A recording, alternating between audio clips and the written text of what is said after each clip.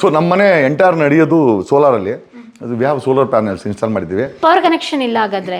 Power connection ಇದೆ, but use ಮಾಡಲ್ಲ madam ನಾವು. ಓಕೆ. ಅದೇನಾದ್ರೂ ಅಕಸ್ಮಾತ್ ಏನಾದ್ರು ಮೋಡ ಬಂದ್ರೆ ನಮಗೆ ಜನರೇಟ್ ಆಗಿಲ್ಲ ಅಂದ್ರೆ ಯೂಸ್ ಮಾಡ್ತೀರಾ ಹೊರತು ಒಂದು ಬ್ಯಾಕಪ್ ಇದೆ.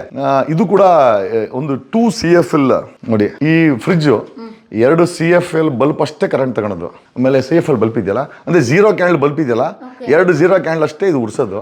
This specially design for power saving. ಸೋಲಾರ್ಗೋಸ್ಕರ ಇದು ಬ್ಯಾಟ್ರಿ ವರ್ಕ್ ಆಗುತ್ತೆ. ನಾವು ಬ್ಯಾಟ್ರಿ ಇದೆಯಲ್ಲ ಇನ್ವರ್ಟರ್ ವರ್ಕ್ ಆಗುತ್ತೆ. ಸೊ ಇದು ನಾವು ಸೋಲಾರ್ ಯೂಸ್ ಮಾಡ್ತಾ ಇರೋದ್ರಿಂದ ಇದು ಸಪರೇಟ್ ಆಗಿ ಇದಕ್ಕೋಸ್ಕರ ತಂದಿದ್ದೀವಿ. ಇದು ಡಬಲ್ ಡೋರನ್ನೇ, ಸೂರ್ಯನ ಬೆಳಕಿನಲ್ಲಿ ನಡೆಯುವಂತ ಫ್ರಿಡ್ಜ್ ಇದು. ವಾವ್. ಅಂದ್ರೆ ಮನೆ ಕನ್ಸ್ಟ್ರಕ್ಷನ್ ಮಾಡಿದಾಗ್ಲಿಂದಲೇ ನೀವು ಸೋಲಾರ್ ಕನೆಕ್ಷನ್ ಕೊಡ್ತೀರಾ? Yes madam. ಇದು AC ಕೂಡ ನಾವು ಬಳಸಿಲ್ಲ. ಕಾರಣ ಯಾಕೆ ಅಂತಂದ್ರೆ ನಾನು ಕಾಂಟ್ರಾಕ್ಟ್ ಆಗಿದ್ದೆ. ಒಳಗಡೆ ಟೆಂಪರೇಚರ್ 3 to 4 ಡಿಗ್ರಿ ಕಡಿಮೆ ಇರ್ತದೆ. ಕಾರಣ ಯಾಕೆ ಅಂತಂದ್ರೆ ಸಾಮಾನ್ಯವಾಗಿ ಮನೆ ಕಟ್ಟಬೇಕು ಅಂತಂದ್ರೆ ಸಿಮೆಂಟ್ ಇಟ್ಟಿಗೆಲ್ ಕಟ್ಟಿಬಿಡ್ತಾರೆ ಅರ್ಜೆಂಟ್ ಆಗಬೇಕು ಅಂತ. ಹೌದು. ಮಣ್ಣಿನ ಇಟ್ಟಿಗೆ ನಾವು ಕೆಂಪು ಇಟ್ಟಿಗೆನಲ್ಲಿ ಕಟ್ಟಿದ್ರೆ 3 ಲೇಯರ್, ನಿಮ್ಗೆ AC ಬೇಕಾಗಿಲ್ಲ.